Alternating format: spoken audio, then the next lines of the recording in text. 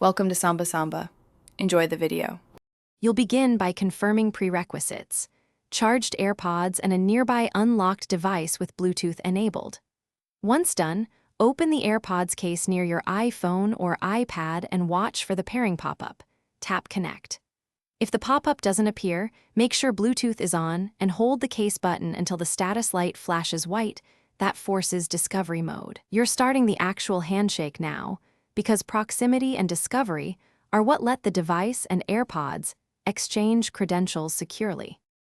You should now follow the device prompts. Accept permissions for Siri and enable noise control presets. Once paired, iCloud Sync shares pairing with your other Apple devices automatically, so you don't repeat steps. If you're pairing to Android or Windows, choose AirPods from the Bluetooth list and accept pairing. There's no iCloud handoff, so repeat on each device. Make sure to keep the case open until the device confirms connection. Closing early can interrupt the final key exchange and require retrying.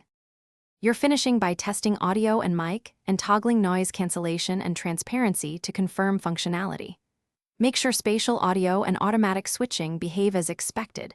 Check settings right arrow Bluetooth, right arrow your AirPods for device-specific options.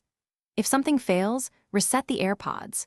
With the lid open, hold the setup button about 15 seconds until the light cycles amber then white, then reattempt pairing. If problems persist, verify device OS is up to date and keep the device. Thanks for watching. Consider subscribing if we helped you.